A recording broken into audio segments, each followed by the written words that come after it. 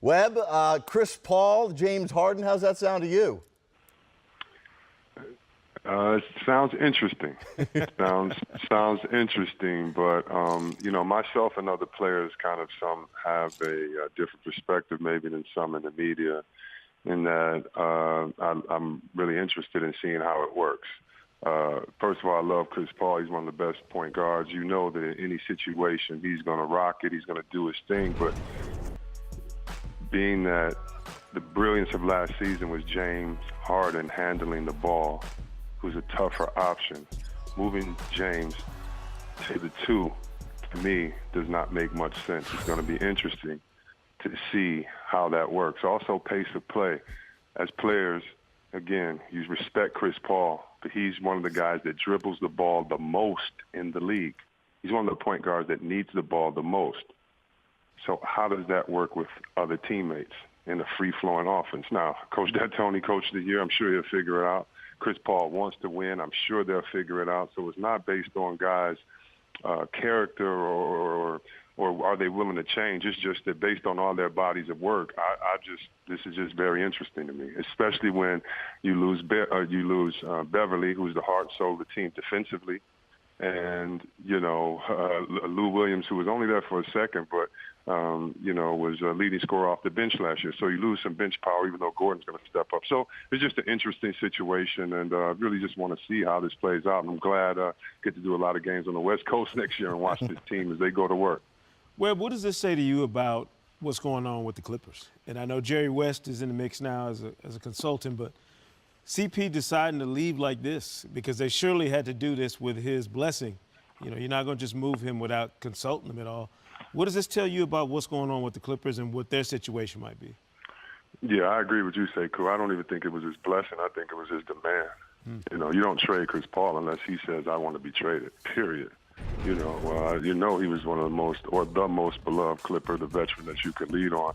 But a lot of players felt the last couple of years that it was just the media hyping up the Clippers because of Lob City, but lost the trust in the Clippers 2-3 years ago when the Warriors would beat them up all the time. Or remember they were big brother to the Warriors, and the Warriors started beating them up. And they never really did anything from being Lob City. Let's just think the Splash Brothers, we haven't really called them that because they've just been winning. It was a unique form, fun to describe them, but you have to kind of out-mature or outlive that moniker that you're given when you're a young team on your way. And so it doesn't surprise me that some major moves were made, but wow, you love the offseason of the NBA because who knew that Chris Paul could be going, to play with a guy that could have been MVP twice in the last 4 years in James Harden.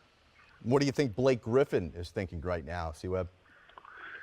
I don't know, but it's interesting. I know as a guy that I was blessed to play with great point guards from Avery Johnson and Tim Hardaway just in practices to Strick to Jay Will, Bibby, and other guys. And I know as a power forward, especially today, you need a guy that knows you, that trusts you, that gets that ball up to you.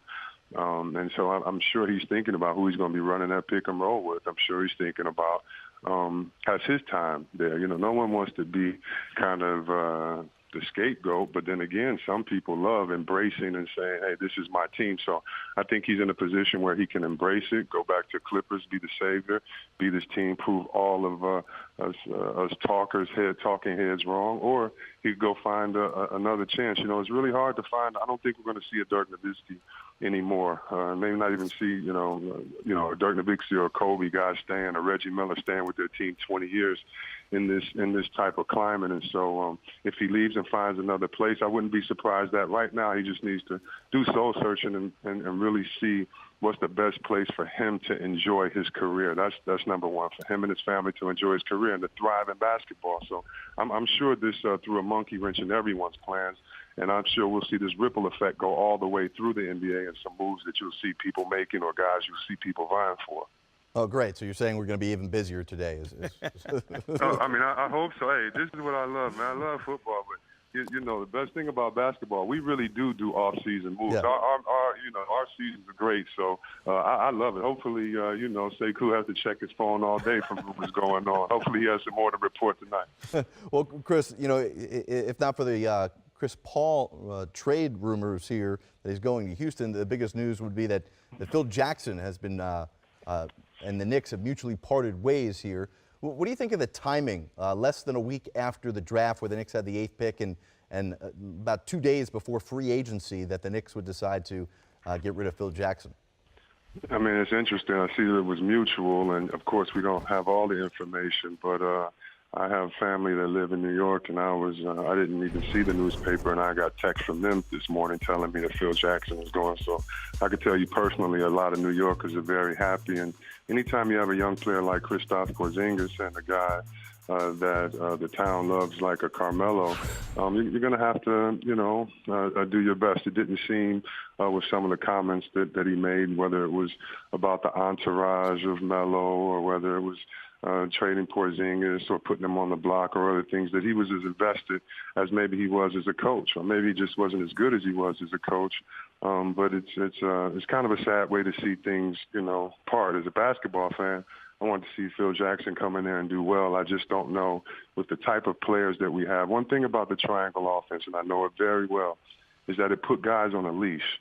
And this was the days that you had guys and they didn't have maybe the one-on-one skill as guys today. So center opposite plays like that. You could do different things with guys. You made guys valuable and hid some of their lack of skill. Where today, guys don't need to be put on a leash in the triangle. They can score from every position, and there's a bigger emphasis on three. And so I think a lot of it as well was abandoning the triangle offense as far as in their organization. And so it may just be, as much about him as it is his offense. And so, but it's an interesting day and kind of a sad one when you see a legend like Phil has done so much for the game, won so much, and brought so many great memories. The fan kind of leave unceremoniously like this. Well, C. Webb, we appreciate you taking time out on this very busy Wednesday to join us and lend your perspective on all the news floating around the NBA today. We got Sekou Smith, Jared Greenberg. We got David Aldridge, the Hall of Famer, on the phone here. How about this for a Wednesday, DA? Wake up, Phil Jackson's fired, and Chris Paul is now a member of the Rockets. Yeah, well, it's another more indication of just, I think, the frenzied nature of the league now with again, I think this is all based on Golden State, and you see everybody kind of scrambling to make deals and moves to try and keep up. And it leads to so much more activity, whether it's a team like the Knicks that wasn't getting any sniffs in free agency. Agents were not going to send their players there, so they knew they had to do something to change that equation to get in the game. Or a team like Houston that has a superstar in James Harden, but realizes even having a superstar in this era is not close to good enough to being able to compete for a championship. So everybody is, arming themselves as rapidly as possible. DA, how does this Chris Paul trade change things for free agency in a couple of days? Does this, put the Clippers in a different situation in terms of who they pursue, or does it shuffle the cards for the rest of the league because Chris Paul is now not available anymore in free agency?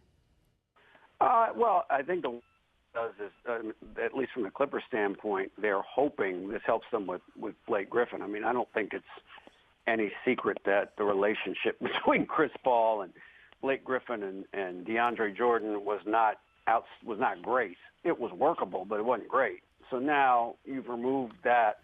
Instead of giving Chris Paul almost $200 million, you now have the opportunity to give Blake Griffin a max contract. And that doesn't mean that he won't take a visit to Boston or Miami or anybody else that's going to make a pitch for him. But I think that it certainly helps the Clippers in terms of potentially keeping him long term. Guys, it's funny. Guys want to play with other guys until they play with other guys. You know what I'm saying?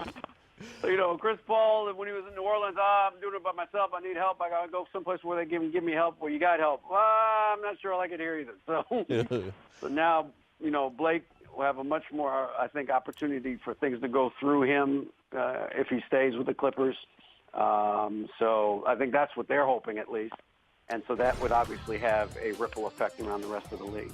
DA, how much of Jerry West's influence or imprint do you think will be on this offseason for the Clippers? Uh, some, but I don't know that it's going to be, all automatically felt right that there will be some sort of adjustment period and getting to. But I really think Jerry is more for 2018, to be honest with you, and the recruitment of LeBron James, and the recruitment maybe of Paul George now. You got to think of that as a possibility now.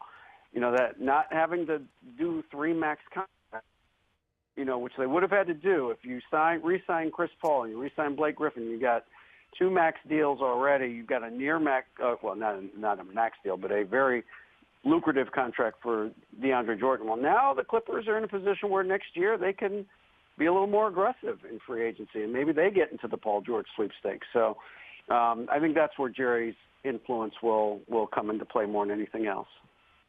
We've got David Aldridge joining us here live on the phone with Sekou Smith, Jared Greenberg, talking about the deal that would have Chris Paul sent to Houston. What's your take on how on and off the court Chris Paul and James Harden work together?